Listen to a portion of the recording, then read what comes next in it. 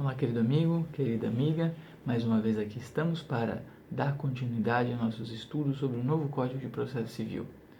Hoje, o tema a ser tratado basicamente vai estar relacionado à modalidade de cumprimento das sentenças que trabalham obrigação de fazer e não fazer, bem como obrigação de entrega de coisa. Antes de começar, portanto, a explorar esses temas, que são bastante relevantes, deve-se recordar que as sentenças podem ter como qualidade, ou as decisões judiciais, de forma geral, elas podem ter como qualidade exequíveis determinações de obrigação de fazer, portanto, de uma prestação ativa, bem como de não fazer, de uma abstenção ou de desfazer o que foi feito e de entrega de coisa, que pode ser certa ou ainda incerta e a ser definida.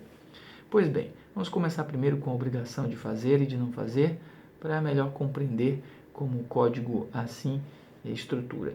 No artigo 536 do novo código, tem-se a seguinte disposição: no cumprimento de sentença que reconheça a exigibilidade de obrigação de fazer ou de não fazer, e agora eu vou fazer aquele corte importante, o juiz poderá, de ofício ou a requerimento, para a efetivação da tutela específica ou obtenção da tutela, pelo resultado prático equivalente, determinar as medidas necessárias à satisfação do exequente.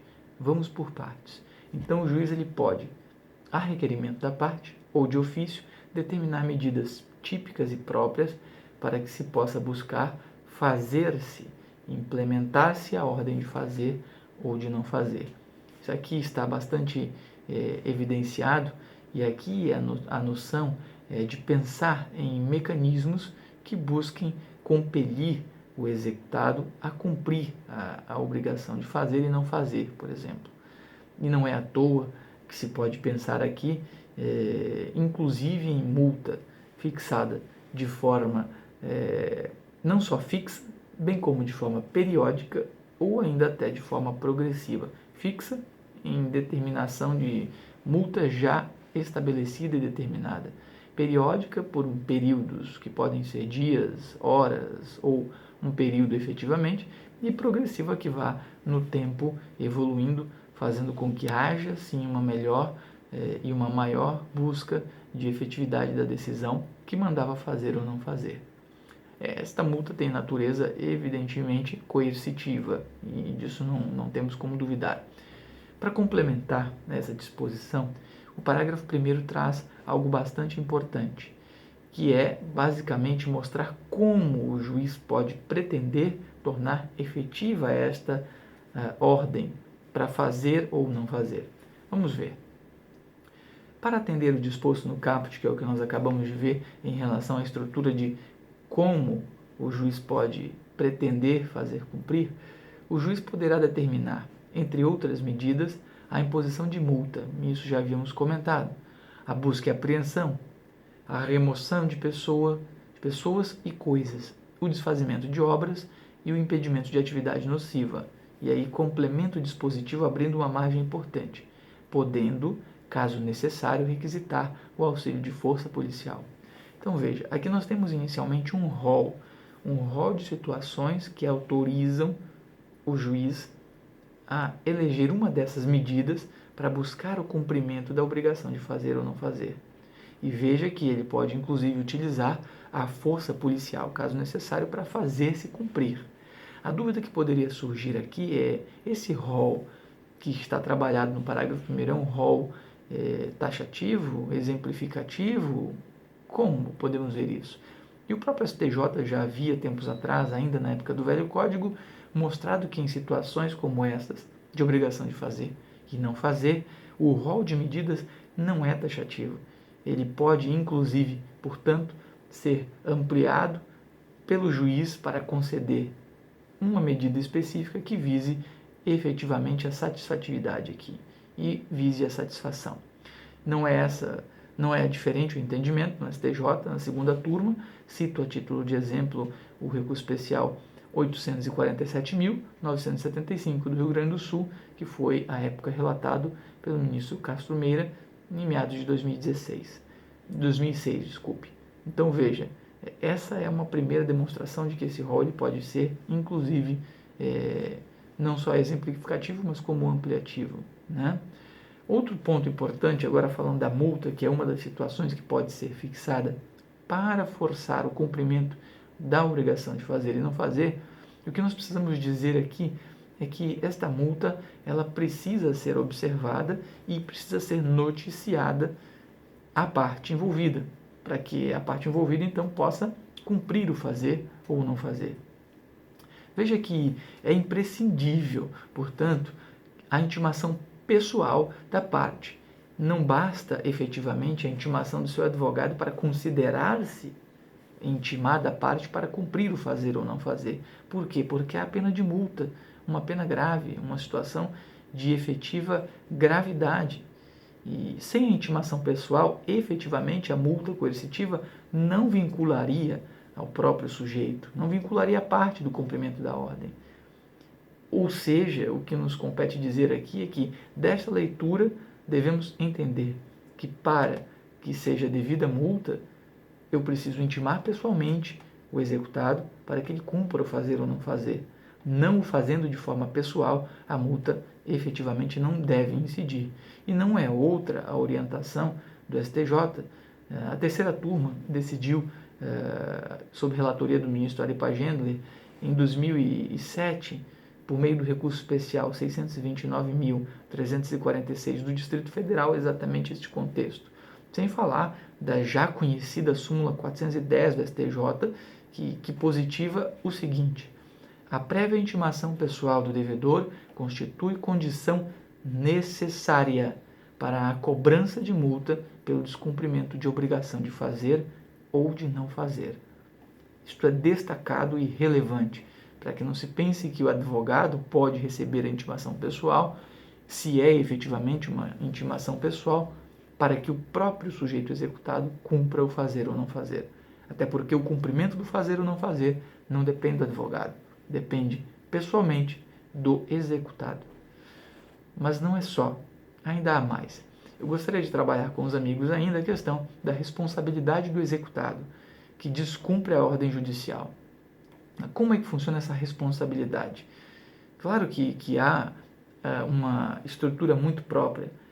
O dever de responsabilidade do executado ele é reconhecido de tal modo que, se não cumprida a sua obrigação de forma efetiva, temos a pena, inclusive, de litigância de má-fé como potencial resultado.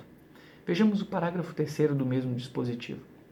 O executado indicará, o executado incidirá, não indicará, incidirá nas penas de litigância de má-fé quando injustificadamente descumprir a ordem judicial. Mas para isso eu preciso ter a justificatividade. Não tenho justificativa para isto, ou seja, para não cumprir a ordem de fazer ou não fazer, se eu não tenho justificativa, ou seja, é injustificada o meu não cumprimento, pena de litigância de má-fé, sem prejuízo da sua responsabilização, inclusive por crime de desobediência, porque há uma ordem judicial, há uma determinação. Agora, caso haja um justo motivo, não há de se aplicar esta penalidade. Outra informação importante, que nas obrigações de fazer e não fazer, o mecanismo defensivo do executado, assim como já é no pagamento de quantia, é a impugnação, e não poderia ser diferente, assim como determina o parágrafo 4º do mesmo dispositivo. É claro que eu devo considerar aqui essa estrutura, recordando que primeiro há a ordem para o cumprir, o fazer ou não fazer. Depois disso, então, efetivamente, ter-se-ia a contagem do prazo para a impugnação. Bom, para deixar outro ponto já mais claro em relação à famosa multa, as astrentes, também conhecidas como tal, vamos observar o artigo 537, que é bastante destacado. A multa independe de requerimento da parte. Então, veja que a primeira força de fixação é que ela não depende de requerimento da parte e poderá ser aplicada na fase de conhecimento do processo, lá no procedimento comum, por exemplo, em tutela provisória ou na sentença e, inclusive, na fase de execução. E assim o é. Essa é a finalidade das astrentes como forma de buscar cumprir-se a determinação judicial. Agora, há uma condicionante para isso.